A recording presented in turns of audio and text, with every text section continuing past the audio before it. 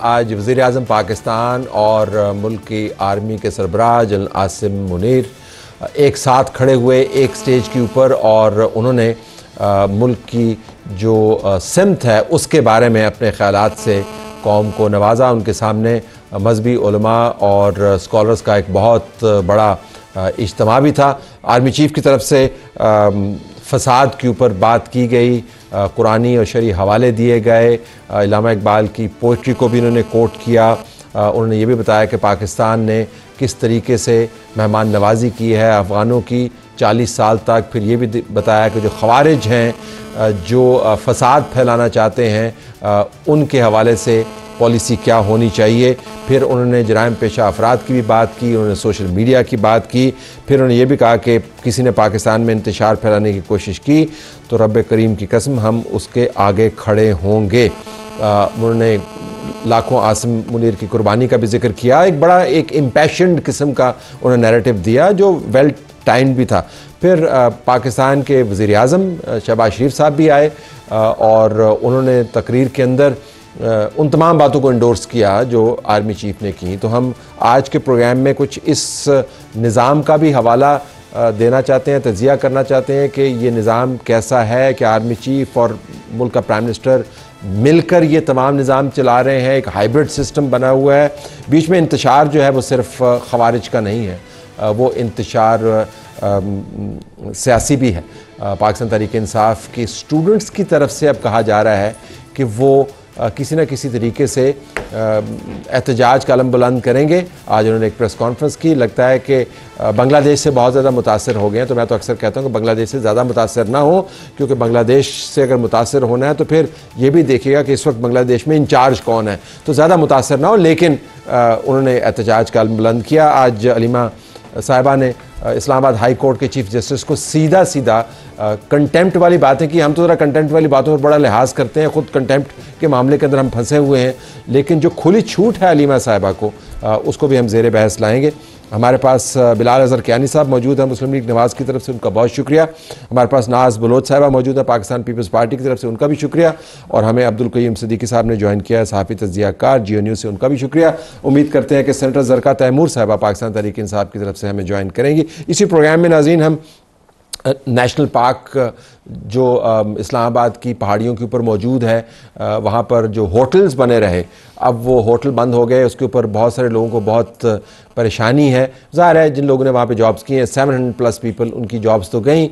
लेकिन ये कमाल बात है, जैसे पाकिस्तान में ही हो सकता है कि इतनी बड़ी वायलेशन इतने तवील अरसे से जारी हो और लोग उसको इंजॉय करते हों, और फिर उसके बाद जब उसको आप ख़त्म करें तो लोग अफसोस का इजहार करें कि देखें ये क्या आपने कर दिया। तो उसके ऊपर भी देखेंगे कि मुनाल को हमने बंद होते हुए अब देखा है, तो मुनाल की वहाँ पर कैफियत क्या है। तो बिलाल साहब आपसे अगर आगाज़ करूँ, आज प्राइम मिनिस्टर साहब ने को मीठा ज़्यादा ही नहीं कर दिया? बहुत तारीफ़ कर रहे थे आर्मी चीफ़ की, उनकी रूहानियत की, उनको चेहरे के तासुरात भी नज़र आ रहे थे और रूह और दिल सब कुछ। मीठा ज़्यादा नहीं हो गया? जी बिस्मिल्लाहिर्रहमानिर्रहीम साहब, thank you for having me on the show. देखिए, आज वो बुनियादी तौर पे आपने देखा कि प्राइम मिनिस्टर साहब के जो रिमार्क्स थे और आर्मी चीफ़ के जो रिमार्क्स थे, वो एक रिजॉल्व शो करते हैं कि मुल्क को किधर लेके चलना है और किस तरह इस निज़ाम की रियासत के सारे सतूनों को मिल के एक कोऑपरेटिव तरीके से आगे चलना होगा। चूँकि चैलेंजेस बहुत बड़े हैं, चाहे वो सिक्योरिटी के हों, चाहे वो गवर्नेंस के हों, चाहे वो मईशत के हों, चाहे वो लोगों को रिलीफ फराम करने के हों। The challenges are huge and इस तरह की एक ड्राइव और एक कॉमन डायरेक्शन नेसेसरी है। सिर्फ उसका वहाँ पे इजहार किया गया। And I think the Prime Minister is the head of the team, he is the executive, and yes, it's always good, चाहे वो आर्मी हो, चाहे वो उनकी वजारतें हों, चाहे वो और इदारे हों, वहाँ पे वही लोग लीड कर रहे हों जो एग्जीक्यूट कर सकते हैं और प्राइम मिनिस्टर का एक कॉमन विजन शेयर करते हों। जब तक ऐसा ना हो तब तक एक्सिक्यूशन भी नहीं हो सकती और जिस तरह के बड़े चैलेंजेस मुल्क को दो चार जिससे मुल्क है उसको हम एड्रेस भी नहीं कर सकते। जी, तो एयर चीफ और नेवल चीफ तो ये नहीं कर सकते? देखिए, let's I don't want to be no, वैसे देखिए no, I will be very frank. देखिए, there is no doubt that compared to the other forces, the army has a outsized role in our administrative affairs, and there has been a history of politics as well. Politics of when we talk about the politics of the country, तो इसमें तो कोई शक नहीं है.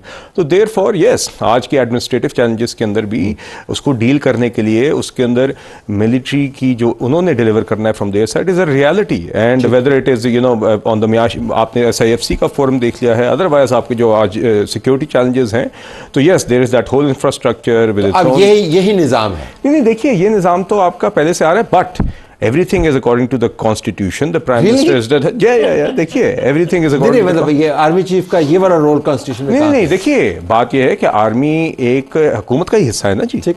तो उस हुकूमत के हिस्से के अंदर रहते हुए जहां पे भी उस सिविलियन गवर्नमेंट को अपने ऑब्जेक्टिव्स जिसमें मुआशी चैलेंजेस को एड्रेस करना, ये सब चीज़ें दरकार हैं, वहाँ पे जहाँ पे भी मिलिट्री की as part of the government cooperation ये जरूरत दरकार होगी, और वो whether it's in the face of shape of SIFC, whether it's in the shape of ensuring that Pakistan remains secure and जब ये बात करते हैं सेनेटर ज़रका साहब जो है उन्होंने बड़ा ऊंचा कहका लगाया, लेकिन हाइब्रिड मॉडल के मुजिद तो आप है ना बुनियादी तौर पर, माशाल्लाह आपने बिल्कुल. तलत हुसैन साहब, हम हर गलत काम जो 77 साल में पाकिस्तान में हुआ है वो आप हमारे 3.5 साल पे लगा दें, हम लेने को तैयार हैं, क्योंकि इधर जो 30 साल से हुकूमत कर रहे हैं उनको दोबारा लाया जाता है कि उनको कहा जाता है ये सलूशन है, ये एक्सपर्ट है, तजर्बाकार है.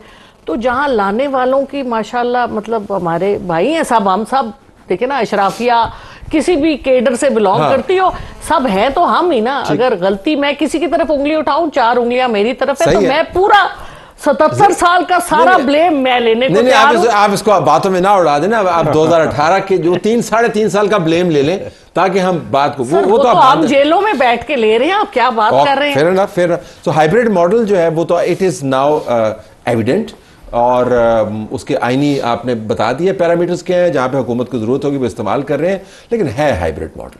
बिस्मिल्लाहिर्रहमानिर्रहीम. तलत साहब देखें, यहाँ तक हम पहुँचे कैसे, ये एक सफ़र है, और ये सफ़र यहाँ तक कैसे आया, इसकी वजह यह है कि जब आप खुद बार बार इदारों को घसीट के लेकर आएँ, कभी आप कहें अंपायर की उंगली उठ गई है, कभी आप कहें कि न्यूट्रल होना चाहिए, फिर आप कहते हैं न्यूट्रल तो जानवर होता है, फिर उसके बाद आप बार बार अगर कहें कि जी मैंने तो किसी से बात ही नहीं करनी, फिर कहना नहीं जी मुझे तो फौज से ही बात करनी है, इस इदारे से ही बात करेंगे तो फिर मैं बात करूंगा, वरना मैं किसी सियासतदान को तो खाते में नहीं लाता.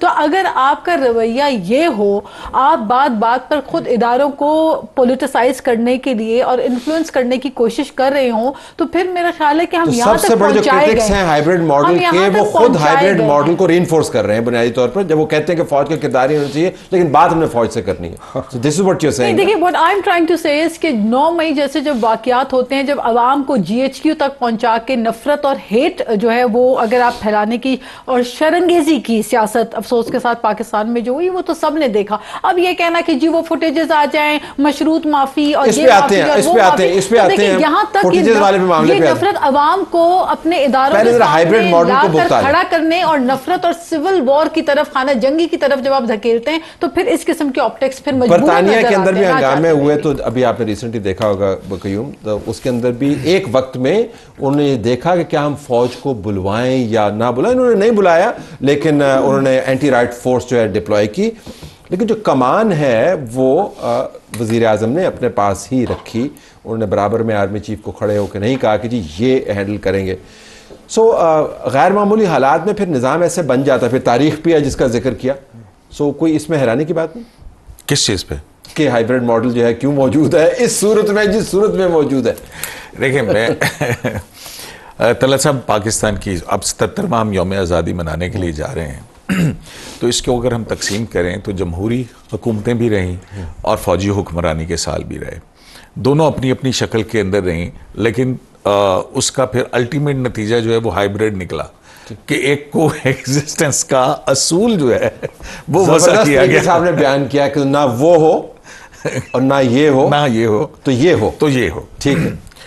अब जाहिर है, अब आपको पता है नेशनल सिक्योरिटी काउंसिल के बनने के ऊपर कितनी लड़ाई हुई थी कि प्राइम मिनिस्टर को जाना पड़ा था, और फिर एक डिक्टेशन नहीं लूंगा से सफ़र जो 92 से शुरू हुआ था, उसके बाद से ग्रेजुअली फिर 2006 का पड़ाव आ जाता है कि जहाँ पे चार्टर ऑफ डेमोक्रेसी होता है। वो पॉलिटिकल पार्टीज आपस में मिल बैठती हैं और कहती हैं कि हमने ये गलतियाँ की हैं, हम आइंदा नहीं करेंगे, जुडिशल रिफॉर्म भी और फौजी हुक्मरानियों के खिलाफ भी। लेकिन फिर क्या होता है, फिर इस मुल्क के अंदर 27 दिसंबर 2007 का भी एक वाक़या होता है जब बेनज़ीर भुट्टो शहीद कर दी जाती हैं। उसके बाद क्या होता है, उसके बाद फिर एक नई लीडरशिप इमर्ज होती है, एक पॉलिटिकल वैक्यूम क्रिएट होता है, और फिर आपको पता है कि उसके बाद के हालात 2013-14 का धरना, और जब जनरल परवेज़ मुशर्रफ के खिलाफ मुकदमा शुरू होता है संगीन गद्दारी का, और उसके साथ रेफरेंडम की हिमायत, और फिर सारी चीज़ें आगे चल के फिर क्या सूरत इख्तियार करती हैं। फिर तो वो जो बात करें कि जो सफ़र था वो चलता रहा।